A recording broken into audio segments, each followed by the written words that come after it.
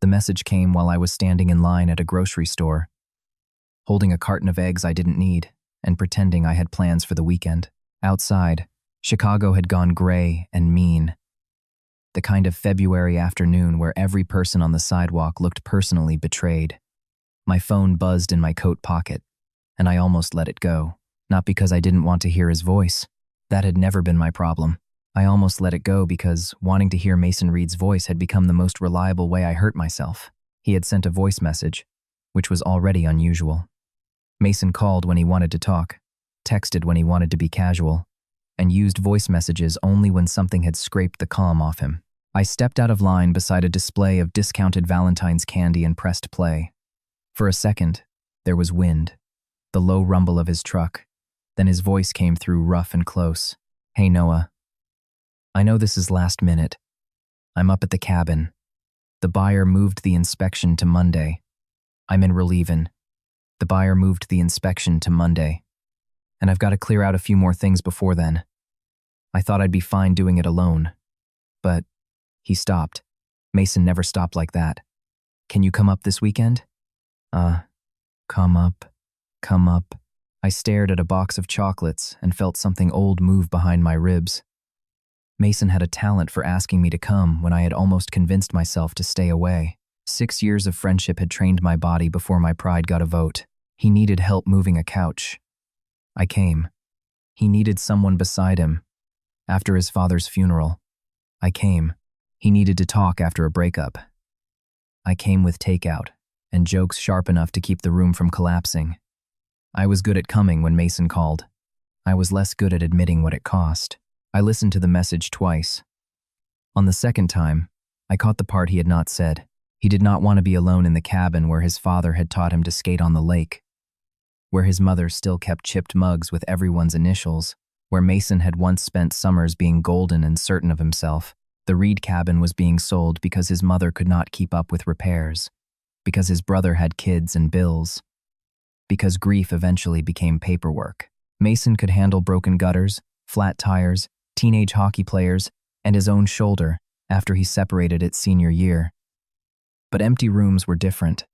Empty rooms answered back. I went home and packed too quickly. 2 sweaters, thick socks, a charger, my black notebook, and a toothbrush. Northern Michigan was already under a winter storm warning, but buses were still running. Barely.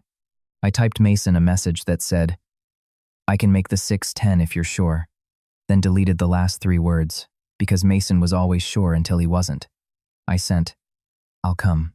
His reply arrived less than a minute later. "Thank you." Then, "Bring your warm coat." City boy. That was Mason. A bruise covered with a joke.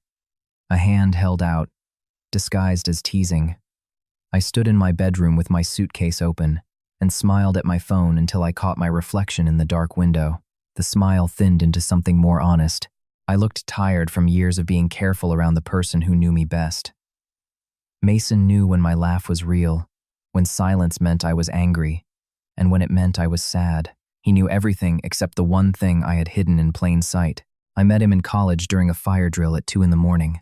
He stood outside our dorm in sweatpants and a hoodie, barefoot in the snow, holding a hockey stick because he thought someone had pulled the alarm as a prank. I was wearing a robe over pajamas and trying not to laugh. He looked at me, dead serious, and said, "If this is how I die, tell people I was taller." Cremated. By spring, he was eating my fries without asking. By senior year, he was sleeping on my floor after away games because my room was quieter than his. Somewhere between those things, I fell in love with him in the inconvenient way you fall asleep on a train and wake up miles past your stop. He dated women who wore his jerseys, touched his arm in bars, and eventually asked him why he got quiet when my name came up. He always told me about the breakups, like I was neutral ground. I became skilled at nodding through stories that scraped me raw. I told myself it was enough to be the person he called afterward. Enough to be trusted. Enough to be permanent, in a way none of them were. It sounded mature when I phrased it carefully. It sounded less mature when I admitted I had built a whole life around being almost chosen. The bus ride took longer than it should have. Snow thickened against the windows until the highway looked erased. A little boy across the aisle kept asking his mother if the world was disappearing, and she kept telling him, "No, baby. It's just snow." I watched the white fields blur past and tried not to imagine Mason at the cabin, alone with boxes and old photographs.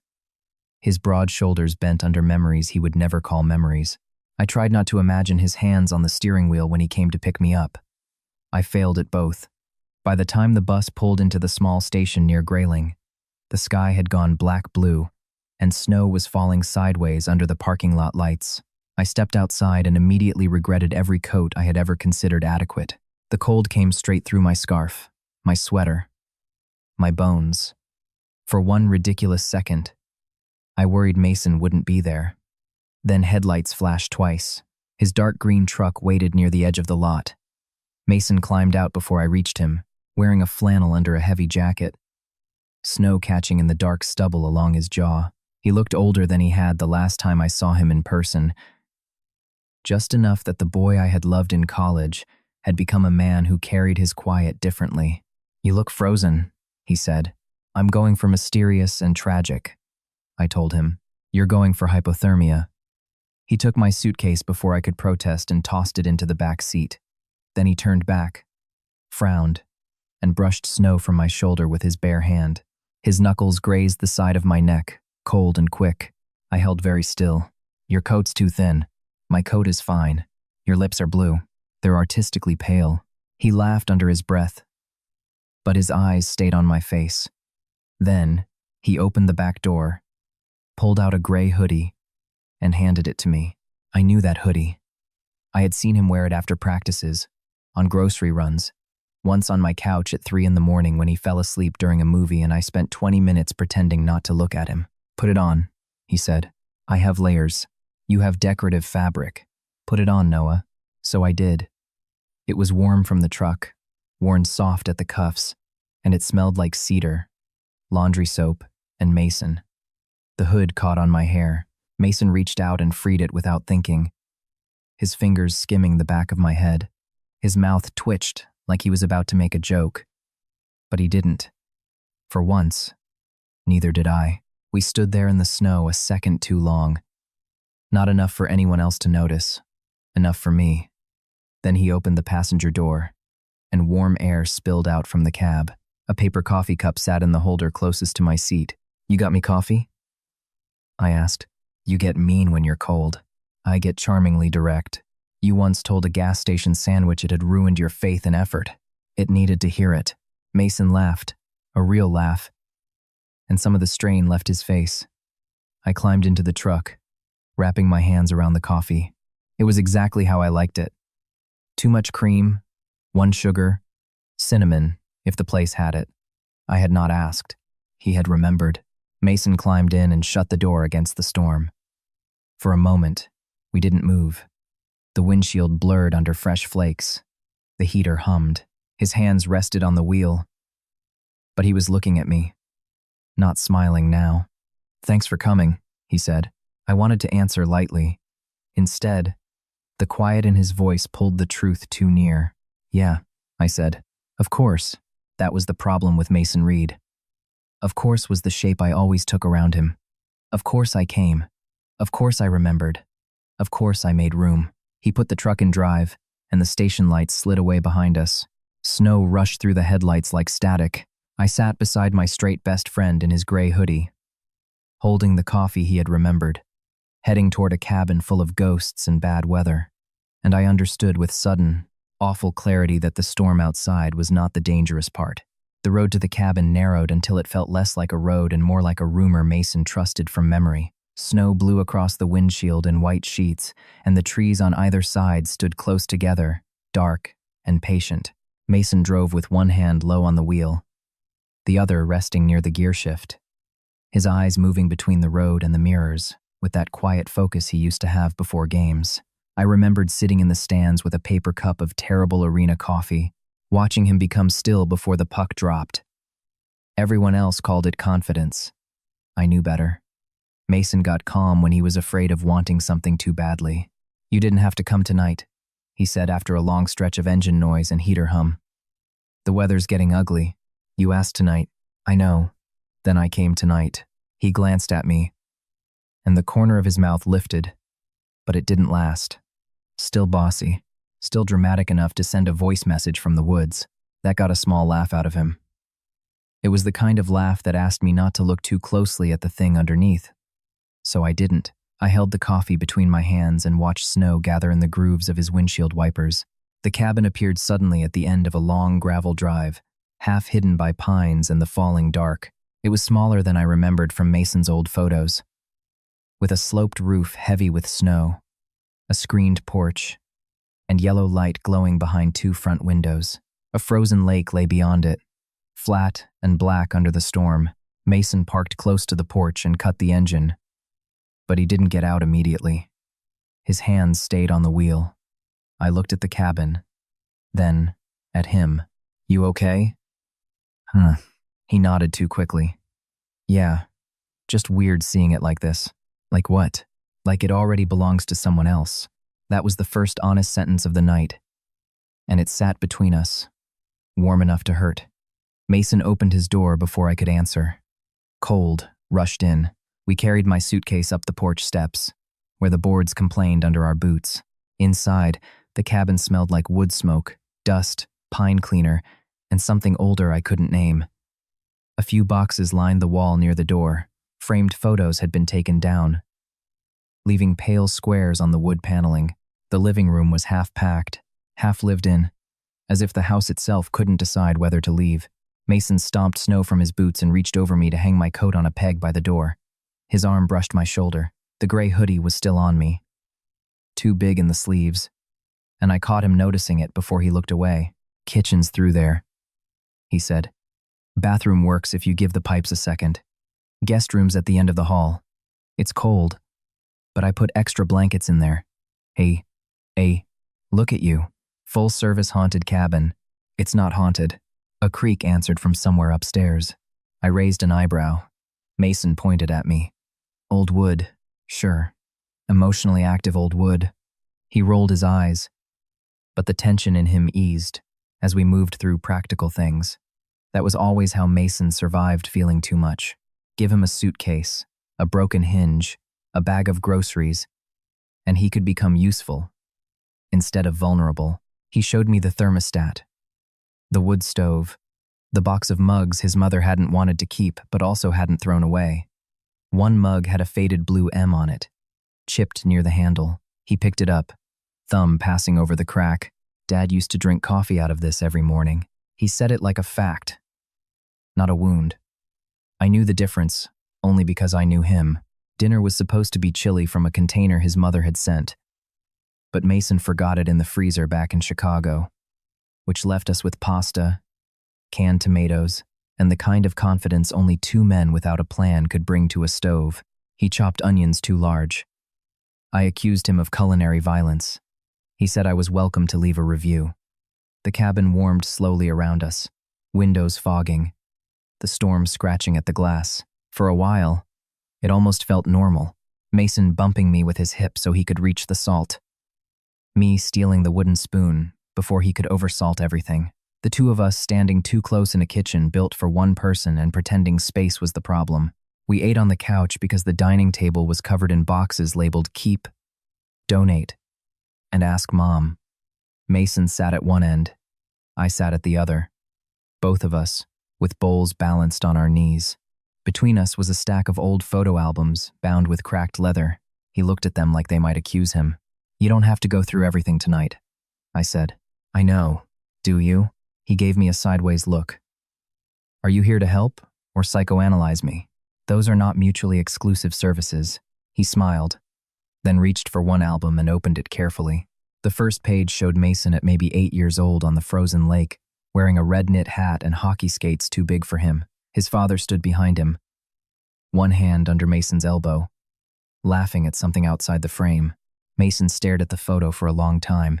He flooded a rink back there every winter, he said. Even when Mom told him it was too much work, he'd say, if the lake freezes, the boys skate, like it was law. You loved it. Yeah. His voice went quieter. I loved being good at something he understood. And, after, I didn't say anything. Sometimes silence was the only way to keep a door open. Later, when I took my suitcase down the hall, the guest room greeted me with a smell of cold fabric and old wallpaper. Mason had stacked 3 blankets on the bed and set a small space heater near the dresser. It was sweet in the way his sweetness always was. Practical, unsentimental, deniable. "You'll warm up once the heater gets going," he said from the doorway. "Luxury accommodations. Best haunted cabin in the county." "Emotionally active?" I corrected. He leaned against the frame, arms crossed, watching me set my notebook on the nightstand. His eyes lingered there for half a second.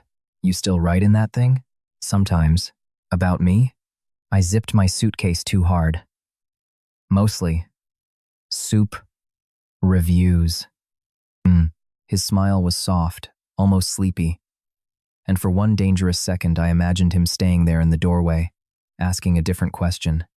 Then, a sharp, metallic knock sounded inside the wall. We both went still. Another knock came, followed by a wet hiss. Mason's expression changed instantly. "Move your bag." He crossed the room fast, dropped to one knee near the baseboard, and touched the floor. His hand came away wet. Damn it. Within minutes, the room turned from cold to unusable. Water seeped from behind the wall in a spreading dark stain. And Mason was under the sink in the bathroom, shutting off valves while I lifted blankets, towels, and my suitcase out of danger. By the time the leak slowed, the hallway looked like a laundry accident.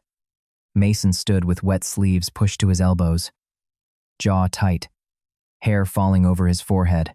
"I'm sorry," he said. "This place is falling apart." "Mason, it's a pipe. It didn't betray me personally. You can't sleep in there." I noticed the indoor stream. He looked toward the living room. "Couch is short. I'm not that tall. You complain when your socks wrinkle. That is a legitimate sensory issue." He didn't laugh. His eyes moved to the bedroom at the other end of the hall, the one with the wood stove heat reaching it best. "His room. I'll take the couch," he said. "You take my bed." "No. Noah. Mason." We stared at each other with the old rhythm of people who had argued over fries, movie choices, and who got the last motel pillow on college road trips. "Your shoulder still gets stiff in the cold," I said. "Do not bring medical history into this. You dislocated it twice. Separated. You corrected me like that while crying in an ER. I wasn't crying. Your eyes were leaking from bravery." He rubbed a hand over his face. But this time, he did laugh. Tired. Frustrated. Real. Outside. The wind struck the side of the cabin hard enough to rattle a window. Mason checked his phone and swore softly. "Roads closed south of here. Accident near the bridge. So no heroic hotel escape? Not tonight." The power flickered once, then steadied. We both looked up at the ceiling. The cabin seemed to hold its breath. Mason exhaled first. "The bed's big enough," he said, carefully, like each word had been sanded down before he let it out. "We've shared beds before." At away games," I said, "with 3 other guys in the room and you snoring like a chainsaw." "I don't snore. You once woke yourself up. That was a breathing choice. It should have been easy." 2 best friends. Bad weather. 1 bed. We were adults. We had slept on floors, couches, airport benches, and once in the back of his truck after a music festival when we were too broke for a motel. But this felt different before either of us admitted it. Maybe because the cabin was too quiet. Maybe because I was wearing his hoodie. Maybe because grief had stripped the room down to things Mason couldn't joke away. He brought extra blankets from the closet and placed them down the middle of the bed like a diplomatic border. "There," he said. "Neutral territory. Very mature. I'm known for that." We got ready in shifts. Polite in a way we had never been. I brushed my teeth at the bathroom sink while Mason found dry sweatpants. He changed in the bedroom with the door mostly closed, and I stared very hard at a water stain on the hallway ceiling like it contained moral guidance. When I came in, he was already under the blankets on the right side, lying on his back, with one arm behind his head. The lamp beside him threw warm light over his face, softening the tired lines around his eyes. He looked at the left side of the bed, then at me. "That okay?" he asked. "Yeah." I said. My voice came out too quiet. That's fine. I slid under the blankets on the left side, careful not to let my foot brush his. The mattress dipped toward him anyway. The room smelled faintly like cedar logs and Mason's soap. Snow tapped against the window in restless bursts. Mason turned off the lamp, and darkness folded over us so completely that I could hear every small thing. The stove ticking as it cooled, the wind under the eaves, Mason breathing beside me like he was trying to make it even. Minutes passed. Neither of us slept. Then Mason shifted, barely. "You always take the left side," he said into the dark. My fingers curled around the edge of the blanket. "You always needed the right." 5.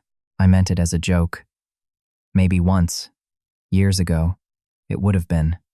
But the words landed too softly, too close to the truth. I had spent half my life giving Mason the side where he slept better, the last fry, the safer answer, the version of me that asked for nothing. He was quiet for so long I thought he might finally be asleep. Then his voice came again, lower this time. "I didn't know you remembered that." I stared into the dark, feeling the careful space between our shoulders. I remember a lot of things. Morning arrived without either of us admitting we had been awake for most of it. Pale light pressed against the curtains, and the room had gone colder at the edges, though the blankets held a pocket of warmth between us. I opened my eyes to find Mason turned on his side, facing me, one hand tucked under his pillow. He was asleep, or pretending with impressive commitment. His hair had fallen across his forehead, and there was a crease in his cheek from the pillowcase. The border blanket between us had shifted during the night, no longer a clean line, just a twisted ridge near our knees. My foot was inches from his, not touching, close enough to make not touching feel like a decision. I lay there too long, counting breaths that were not mine, until Mason's eyes opened. He didn't move away. That was the first thing I noticed, and maybe the worst. He looked at me as if waking beside me was not surprising, only quiet. Then his gaze dropped to the hoodie bunched around my shoulders. "You slept in it," he said, voice rough from sleep. I looked down like this was new information. It was either this or freezing with dignity. Quote, "Dignity never suited you. You say that because you fear my elegance." His mouth curved. The smile was small, but it warmed his whole face before he seemed to remember where we were, what bed we were in, and how close our knees had gotten under the blankets. He got up first, muttering something about coffee, and left the room with the careful speed of a man escaping a conversation no one had started. I stayed in bed for another minute, listening to him move around the kitchen.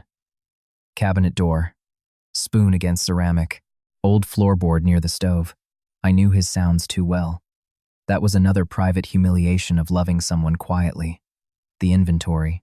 How he cleared his throat when he was tired. How he tapped a jar twice before opening it. How he always hummed the first 3 notes of a song and never the rest. People talked about grand confessions like love was a lightning strike. Mine had become a filing system. When I came out, Mason had coffee waiting on the counter in the chipped blue mug. "That one's yours?" I asked. He looked at it, then shrugged. "Dad's. But you can use it." Something in my chest softened too quickly. "You sure?" "Yeah." He slid it toward me. Too much cream, 1 sugar. There wasn't cinnamon. Tragic. "I'm grieving on your behalf." I wrapped both hands around the mug. The coffee was exactly right, even without the cinnamon, and I hated how much that mattered. Mason turned back to the stove, where 2 pieces of toast were losing a battle with the toaster. Breakfast is either toast or toast with peanut butter, so a tasting menu. Don't get fancy. This cabin can sense weakness. After breakfast, I tried to give back the hoodie.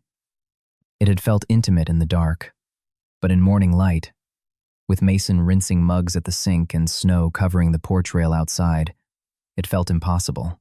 I folded it over my arm and held it out. "Here." Before I become one of those people who steals clothes and calls it borrowing. Mason glanced at it.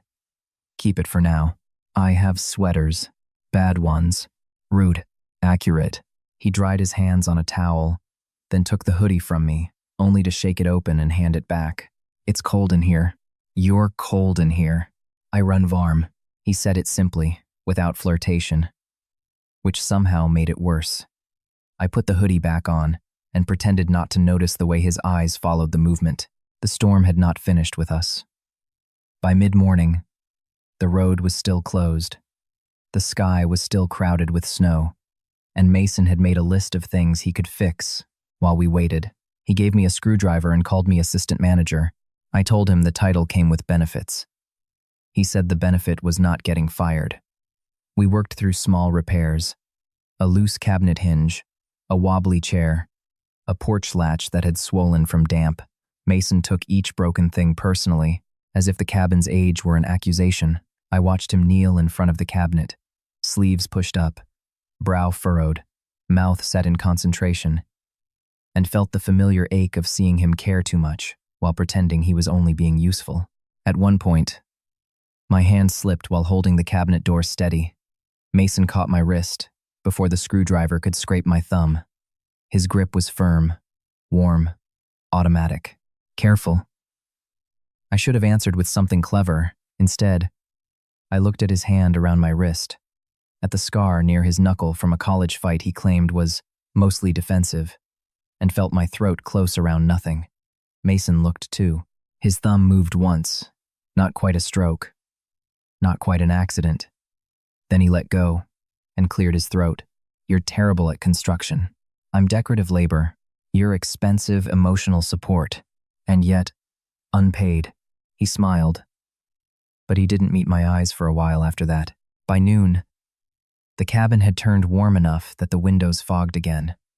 We sorted through a box of old winter gear beside the stove. There were mittens with missing partners, cracked skate guards, a faded scarf in Mason's high school colors, and a pair of tiny hockey gloves that made him laugh before his face folded into something quieter. Those were Eli's, he said. My brother used to cry every time Dad made him skate. And you? He turned one of the small gloves over in his hand. I cried when he made me come inside. That sounded like a joke until it didn't. You were good at being what he understood, I said softly. Mason didn't answer right away. The fire shifted in the stove, a small orange collapse. Yeah, he said. I guess I was. He leaned back against the couch, the glove still in his hand. After he died, everyone kept saying I was handling it well. Mom said it. Eli said it. Coaches from college called and said Dad would be proud of how strong I was being. His mouth tightened. I think I got addicted to that. Being fine. Being easy to understand. I watched him without moving.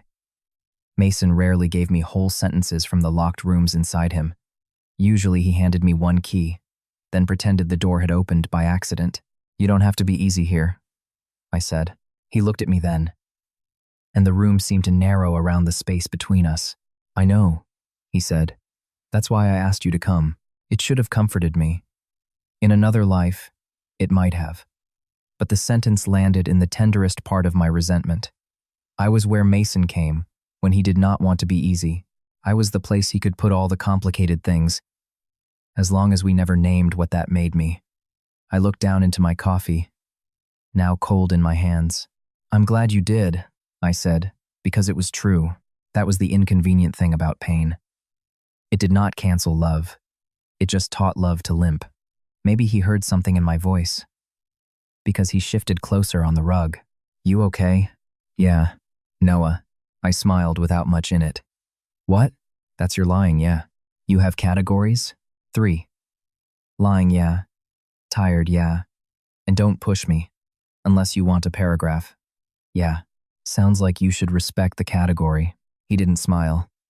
His shoulder almost touched mine. I'm serious. I wanted to tell him then. Not the whole thing. Not the years of it. But one honest corner. I wanted to say that being needed by him sometimes felt like standing outside a lit house with my name on the mailbox and no key to the door. Instead, I said, sometimes I get tired of being useful. Mason went still. He heard it. Of course he did. He always heard more than I wanted him to, then chose the safest piece to answer. You're not useful, he said. I mean, you are, but that's not why I... He stopped, jaw working once. The fire ticked. Snow dragged soft fingers down the window. I waited, because waiting was another thing I had become too good at. Mason looked at the tiny glove in his hand like it might provide instructions. "That's not why I want you here," he said finally. It was not enough. It was too much. It hovered between us, almost shaped like something braver. My phone buzzed on the coffee table before either of us could decide what came next. Mason's eyes dropped to the screen at the same time mine did. Julian's name lit up with a preview. "Made it back from Boston. Still on for dinner when you're home?" Mason looked away so quickly it became obvious he had read it. Julian was an editor I had met through work, charming in a clean shirt. Good shoes sort of way. We had gone out twice. He asked questions and listened to the answers. He did not know my coffee order. That was probably healthier. I picked up the phone but didn't answer. Mason stood and carried the box of winter gear to the table with unnecessary focus. "Julian from the book thing?" he asked. His voice was casual in the way a locked door was casual. "Magazine thing. Right. You remember him? You mentioned him. Once. Did I?" He set the box down too hard, and an old skate guard fell onto the floor. I watched his back, the tension across his shoulders, the way he pretended to study a stack of papers that were upside down. Something unfamiliar moved through me. Not hope, exactly. Hope was too dangerous. This was sharper, stranger. Recognition. Maybe. I let my phone go dark. "He's nice," I said. Mason nodded. "Good." That sounded painful. "No, it's good. Nice is good." He turned then, face arranged into calm. It might have worked on someone who hadn't spent 6 years learning the weather of him. "Are you seeing him?" he asked. "I've had dinner with him." That's not what I asked. The room changed so subtly I almost hated him for it. The storm outside kept moving. The stove kept ticking. The cabin kept being old and doomed and warm.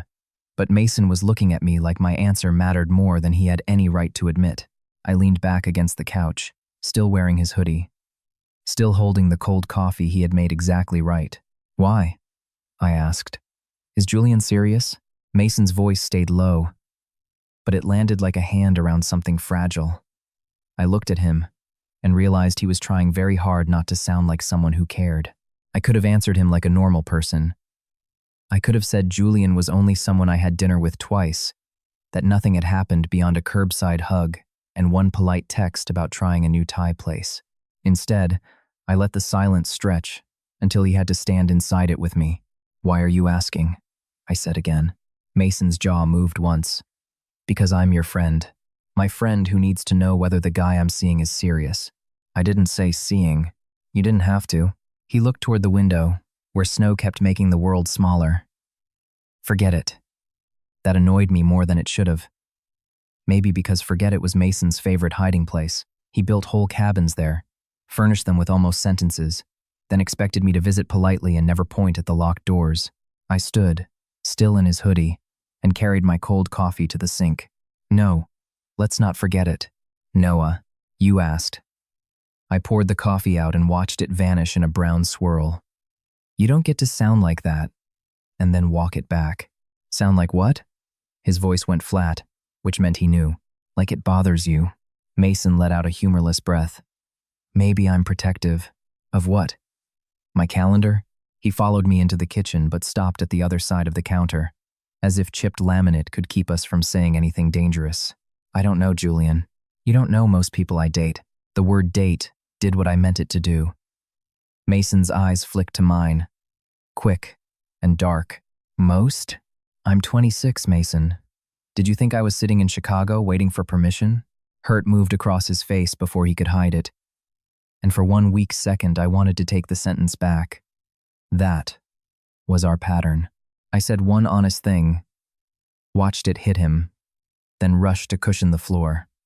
This time, I made myself stay still. He rubbed both hands over his face. "That's not fair." "Which part?" "The permission thing." "Then tell me what's fair."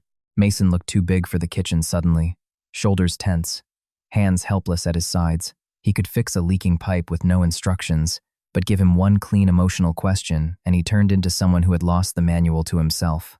"I don't like thinking about some guy taking you to dinner and getting the version of you that—" He stopped. My breath caught before I could stop it. That what? He looked down. Nothing. Mason, the version of you that used to be mine. The words should not have hurt as much as they did, because part of me had once wanted exactly that, to be mine, without conditions. But Mason said it like a man stepping onto thin ice and immediately regretting the sound it made. I leaned both hands against the counter. Used to be? He swallowed. You know what I mean. No, I don't. His eyes lifted, and there was something raw in them now. Something that made me feel cruel for forcing it, and furious that I had to.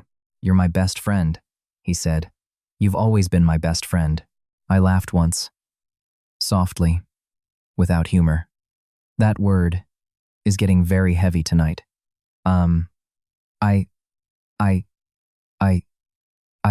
He flinched.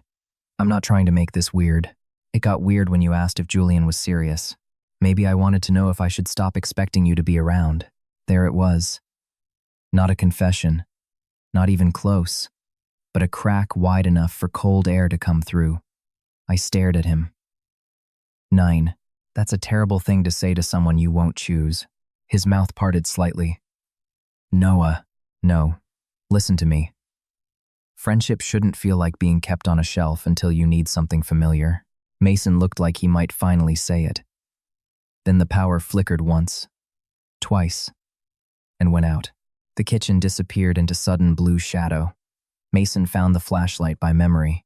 Generator should kick in, he said, voice rough. Give it a minute. The house lost power before we did.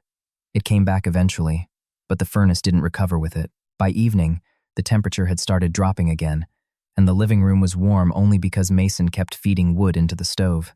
We moved through the next hours carefully. He apologized for snapping. I said it was fine, which was not true. He made grilled cheese because soup had become too ambitious. I ate half of mine while he watched me not eat the other half and did not comment. When night came, the guest room was still damp. The couch was still too short, and the bedroom was still the only place warm enough to sleep without waking up numb. Mason stood at the foot of the bed, holding the extra blanket. I can take the floor, he said. Don't be stupid. I'm offering. You're 6'2" and dramatic. 6'1", emotionally 6'2". His mouth almost smiled. Almost. He placed the blanket down the middle again. But this time, neither of us joked about neutral territory. We brushed teeth, changed in silence, and returned to our sides with the caution of strangers who knew too much about each other. The dark felt different the second night. The bed remembered us. The mattress dipped in the same places. The cedar smell was familiar now. And so was the shape of Mason breathing beside me. Uneven, no matter how hard he tried. I lay on the left side with my back to him, watching a thin line of snowlight under the curtains. After a while, Mason said, I shouldn't have asked about Julian like that. No, you shouldn't have. I don't know what's wrong with me. That sentence moved through me more gently than I expected. I turned onto my back. Something has to be wrong? He was quiet. It feels like it. Because I went to dinner? Because I hated it. There was no joke available for that. I turned my head. In the dim light, I could just make out the line of his profile, the tense slope of his mouth. You don't get to hate it and still call this nothing. I know. Do you? No. The honesty in that one word pulled at me harder than any polished speech could have. Mason shifted onto his side, facing me. The blanket between us bunched at his waist. I don't like imagining him knowing things about you, he said. What things? How you look when you're tired. How you pretend you don't want the last bite. How you get quiet when something hurts but don't want to inconvenience anyone. His voice broke slightly. I know that's selfish. It is, I whispered. He nodded like he had expected it, and still hated hearing it. I'm sorry. Are you sorry because you feel it, or because I heard it? His eyes closed for a second. When they opened, he looked younger, and more exhausted than he had all weekend. Both. My hand was on top of the blanket. His was near it, close enough that one careless breath could have closed the gap. What do you want from me, Mason? I asked. I had asked versions of that question for years without words. In jokes, in staying, in taking the left side. This time I let it stand bare between us. He looked at my hand, then at my face. I don't know how to answer that without ruining everything. Maybe everything is already being ruined by you not answering. His fingers moved, just enough to touch the edge of mine through the blanket. It was barely contact, but my whole body registered it like heat. I'm just used to you being mine, he said. The room went silent around the sentence.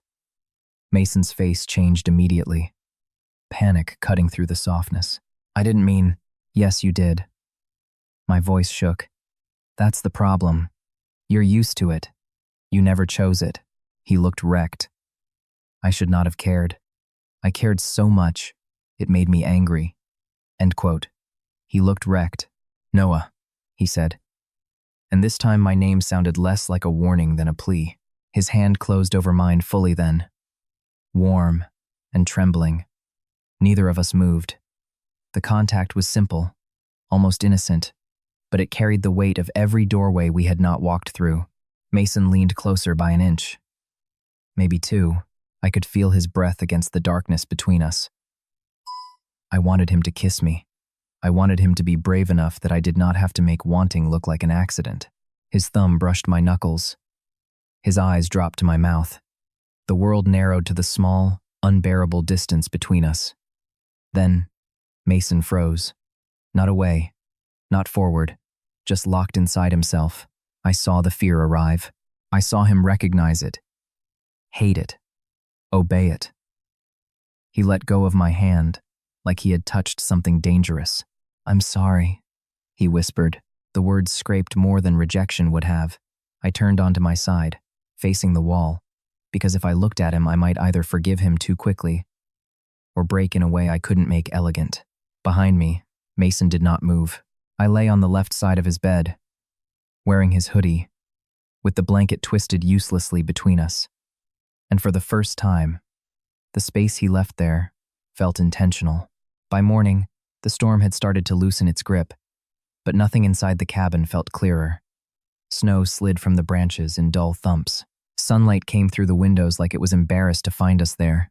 Mason was already in the kitchen, making coffee with grim concentration. He looked at me, then at the hoodie I had on, then back at the coffee. Morning, he said. The word carried a bruise. Morning.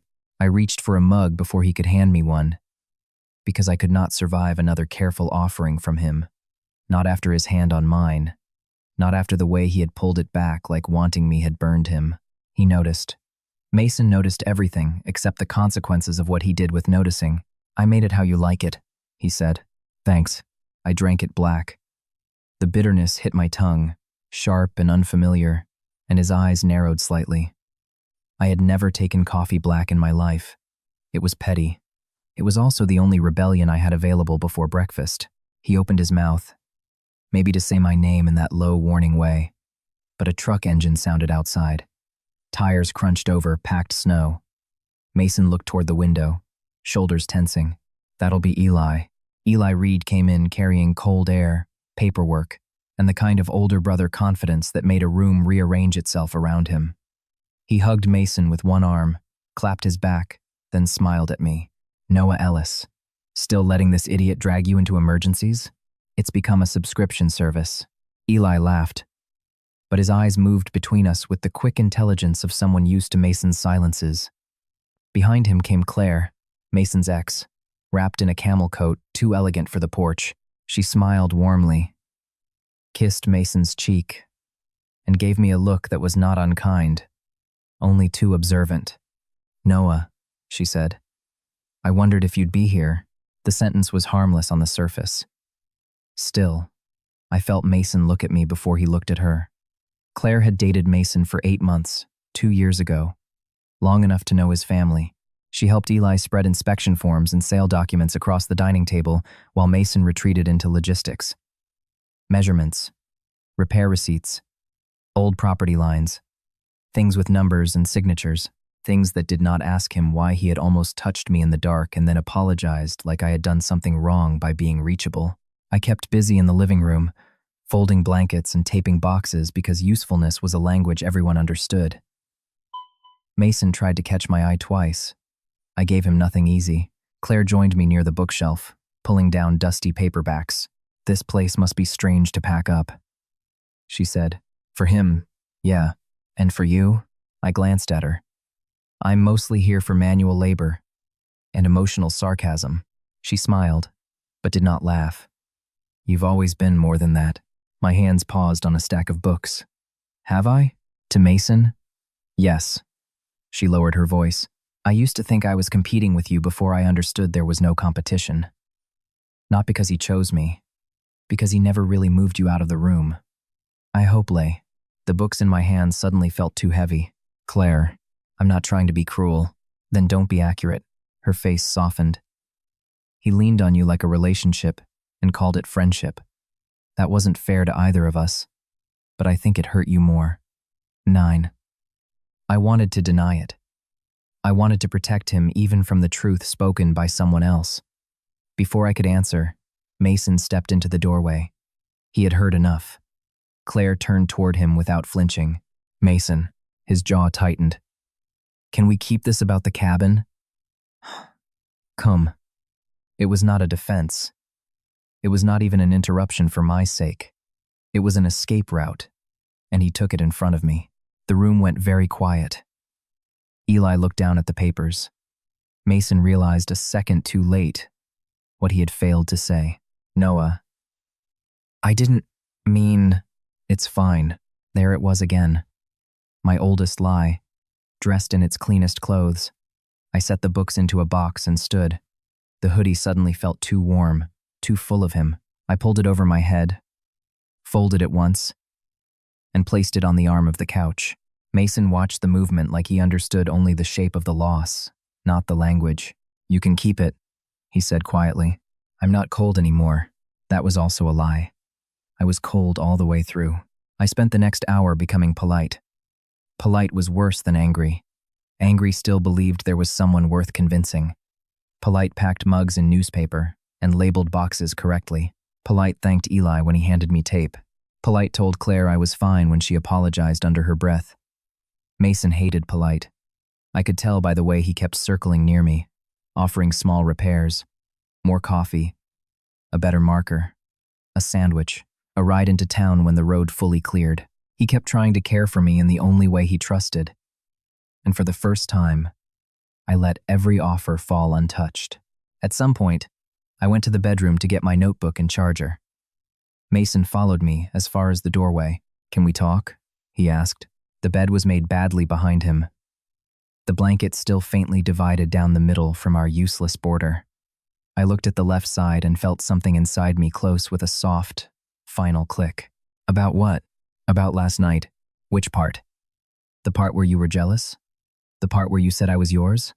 Or the part where touching my hand became something you had to recover from?" He flinched. I got scared. Why? Why? Why? Why? Why? "I know. That's all you're going to say? What do you want me to say? That it's okay? That I understand?" "I do understand. It hasn't made this hurt less." Four.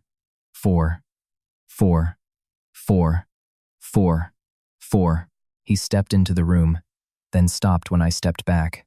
"I don't want to lose you," he said. "You keep saying that like keeping me is the same as choosing me." His face went pale under the cabin light. I put my notebook into my bag, hands shaking only a little. "I can't keep being the person you reach for when it's dark and deny when the lights come on." Mason swallowed. "I didn't deny you. You didn't defend me either." That landed. He had no answer ready, and for once I did not wait while he searched for one. I booked the afternoon bus on my phone while standing in the hallway where the floorboards dipped near the bathroom. There was one seat left from town if I could get there by 3. Eli offered to drive me when he heard, but Mason said too quickly, "I'll take him." I looked at him and said, "No," not loudly. I barely recognized my own voice with that much certainty in it. Eli cleared his throat and said he needed to pick up packing supplies anyway. Mason stared at me as if I had stepped out from behind a door he had not known was there. Maybe I had. Maybe I was just tired of making his life easier. Before we left, I went back into the bedroom for my scarf. My notebook was not in my bag where I thought I had put it. I found it on the floor beside the bed, open from where it must have slipped. Mason was standing over it when I came in, His face had changed. I knew what page he had seen before I reached him. It was a list I had written during a bad week months ago. Private cruelty committed when I needed rules more than comfort. Don't read into the hoodie. Don't answer every late call. Don't confuse being needed with being wanted. Don't stay on the left side forever. Don't become someone's almost. I picked up the notebook and closed it. Mason looked at me like the page had translated me into a language he finally understood. Noah, he said. His voice broke on the second syllable. Please don't. 7. There were so many things he could have meant. Please don't leave. Please don't stop loving me. Please don't make me face what I already did. I tucked the notebook into my bag. I'm not punishing you. My throat hurt, but the words came out steady. I'm choosing me before I forget how. He reached for the gray hoodie from the couch as if he could hand back one soft thing and undo all the sharp ones. I shook my head. Outside, the air was bright and brutal after the storm.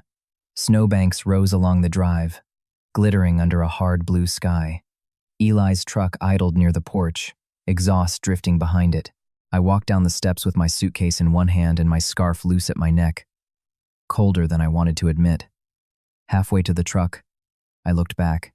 Mason stood in the cabin doorway, broad shoulders framed by warm yellow light, holding the gray hoodie in both hands. He looked like a man who had finally found the right words only after the person who needed them had stopped waiting.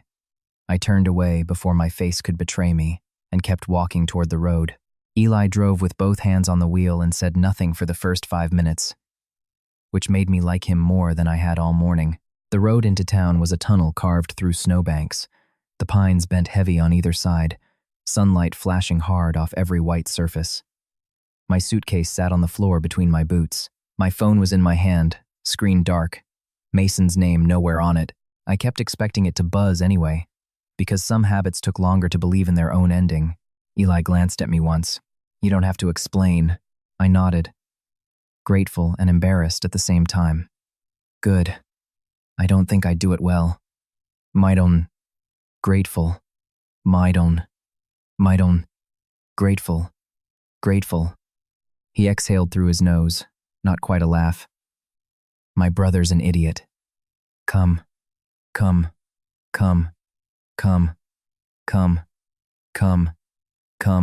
I looked out the window. He's not. He can be both a good man and an idiot. Family gives you range. That almost made me smile. Almost. Eli slowed for a patch of ice near the bridge. The road curved, and the frozen lake flashed through the trees behind us, dark under a skin of snow. For what it's worth, he said. Claire wasn't trying to corner you. I know. And Mason wasn't trying to hurt you.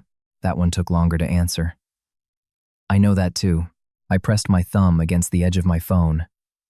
He just keeps doing it by accident. He just keeps doing it by accident. Town was only a few miles away when Eli's phone rang through the truck speakers. Mason's name filled the dashboard. Eli looked at me for permission, which was kinder than answering would have been. I shook my head once. He declined the call. 30 seconds later, headlights appeared in the side mirror, coming fast over the packed snow. Eli muttered something under his breath. I did not turn around. I did not need to. My body knew Mason's truck before my eyes confirmed it. The dark green shape closed the distance carefully, not reckless, but urgent. Eli pulled onto the shoulder near a closed bait shop with a snow-covered sign, and the truck behind us stopped crookedly a few yards back. Mason was out before the engine died. No jacket zipped, no gloves. Gray hoodie clutched in one hand like he had carried it all the way from the cabin without realizing. His boots slipped once on the icy shoulder. Eli lowered his window. Mason, I need to talk to him. That's not up to you.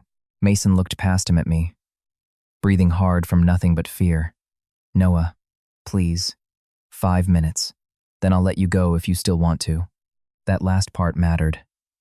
It was the first offer that did not assume I would stay. I opened the door before I could become brave enough not to. The cold took my breath as soon as I stepped out. We walked a little away from the trucks, toward the edge of the bait shop parking lot where snow had buried the picnic tables to their benches. Mason stopped with both hands at his sides, the hoodie hanging from one fist. For once, he did not reach for me. He did not offer coffee, or a ride, or a blanket. He stood there, with nothing useful left. "I read the page," he said. "I know." His face tightened. "I'm sorry. For reading it, for making you write it." The wind moved between us. That answer went somewhere deep and painful, because it was the first one that did not dodge the wound. Mason swallowed. "I thought if I didn't say anything, I was protecting us. Protecting you. I told myself I was confused, or grieving, or lonely, or just bad at being alone. Every excuse sounded better than admitting I wanted something I didn't know how to deserve." His eyes stayed on mine, and I could see the effort it cost him not to look away. "But I'm not confused about you. I'm scared of what choosing you says about all the years I didn't." My throat closed. I hated that he finally knew how to say the exact thing. I hated that it still reached me. "You don't get to make this beautiful now," I said. "I know." His voice was quiet. "I'm not trying to. And, because I can't be something that only exists in snowstorms and dark rooms, Mason. I can't be your, almost. I can't keep taking whatever side of the bed makes you comfortable and calling it love." His hand tightened around the hoodie. "I know. Do you? Because you wanted me when Julian texted. You wanted me when we were alone. But the second someone else said the truth out loud, you reached for paperwork." His eyes shone. But he did not interrupt. "That mattered too. I needed you to choose me when it was inconvenient." He nodded once. A small broken movement. "Then, let me start there. Here. At the ugly part. Not after I fix the cabin, or find the perfect words, or make it easy for everyone. Crichton Town." He took a breath that shook in the cold. "I love you. I love you." The words came out plain. No performance, no dramatic force. Just a man standing beside a closed bait shop on an icy road, finally using the language he had avoided until it hurt us both. "I love you, Noah. Not like a habit, not like a backup plan, not like someone I get to keep, because you've always been kind enough to stay. I love you, and I have been a coward with it." I looked down because if I kept looking at him, I was afraid I would forgive him before I was ready to believe him. Snow had gathered around the cuffs of his jeans. His hands were red from the cold. "Love isn't enough if you still hide me," I said. "I know. I mean it. I know." He stepped closer, then stopped, leaving the last space for me. "I don't want to hide you. I want to take you back to that cabin and tell Eli exactly why I drove after you. I want Claire to hear it too. Not because she needs a show, but because I should have said it when she made you stand there alone. I want to call my mom and tell her when I'm not shaking so hard I dropped the phone. I want to learn how to do this in daylight." The word daylight hurt worse than the cold. I looked at him then. "And what if you panic again? Then I tell you I'm panicking instead of making you pay for it." He gave a small, miserable laugh. "And then I call a therapist like an emotionally functional adult." Apparently. I did smile then. Barely. Mason saw it and looked like someone had handed him one match in a snowstorm. "I can't promise I won't be scared," he said. "But I can promise I'm done using fear as an excuse to make you feel unchosen." His hand lifted with the hoodie, not pushing it toward me, just holding it out between us. "This isn't an apology big enough. I know that. But you were cold when you left. Dram. I should have refused it on principle. I wanted to. But the hoodie was not the answer anymore. It was only cloth, warm from his hands, waiting for me to decide what meaning it got to keep. I took it. Mason exhaled like he had been holding his breath since the cabin door. I did not put it on. Not yet. "I'm not getting back in your truck because you said one good thing. Okay. And this doesn't become simple because you finally caught up. Okay. I'm still angry. You should be." The steadiness in him was new. Not perfect. Not polished. But present. I looked over at Eli's truck. Eli was pretending very hard to study his phone. "Eli, take me back," I said. Mason's eyes searched mine. "To the cabin?" To the ugly part. Eli drove my suitcase back because he claimed he did not trust Mason to operate a vehicle while emotionally concussed. Mason and I rode in his truck without music. This time, he did not fill the silence with jokes. He kept both hands on the wheel and let me be quiet. When we reached the cabin, Claire was on the porch with her arms folded, Eli behind her holding the paperwork like a shield. Mason got out first, then waited for me instead of walking ahead. His voice was rough but clear when he said, "I need to say something. I should have said it earlier." Claire's face softened before he finished. Eli looked from Mason to me and went very still. Mason did not make a speech. That was what made it real. "Noah isn't my substitute for anything," he said, "and he isn't something I get to keep unnamed because I'm scared. I love him. I should have defended him when that became obvious to everyone but me." Claire blinked once, then nodded with a sadness that felt honest rather than wounded. "I'm glad you finally said it." Eli looked at me, then at Mason. "Mom owes me $20. Mason made a strangled sound. I laughed before I could stop myself, and the laugh loosened something in the room that had been clenched all day. The rest of the evening was quiet in the careful way beginnings often are. We finished packing 2 boxes. Eli and Claire left before dark. Mason called his mother from the porch while I stood inside near the stove, not listening to the words, only the tone, steady, nervous, honest. When he came back in, his eyes were red, but he was smiling like he had survived being known. "She said she loves you," he told me. "Me? Both of us. But she said you first." Smart woman. Terrifying woman. He set his phone down and looked at me with no easy joke left to hide behind. "Can I sit with you?" I nodded. He sat beside me on the couch, close enough to be chosen, far enough to ask. That night, the bedroom was warmer. The pipe still needed real repair. The cabin still had to be sold, and nothing about Mason's fear had magically disappeared. But when we stood beside the bed, he picked up the border blanket and folded it instead of placing it between us. Then he looked at me. "Which side do you want?" The question was so simple, I almost missed the way it opened the room. I looked at the left side, where I had spent years fitting myself around him. Then I looked at the right, at the pillow he had always taken without asking because I had always offered. "The right?" I said. Mason nodded. No teasing, no surprise. He walked around and took the left side, like it had always been waiting for him to learn something. I slid under the blankets on the right, still wearing his hoodie now, because I had chosen that too. The lamp stayed on for a while. Mason reached across the space between us slowly, palm up on the mattress, asking without words because words had already done enough for one day. I put my hand in his fingers closed around mine, warm and careful. Outside, snow loosened from the roof and fell softly past the window. Love did not feel like being given a place beside him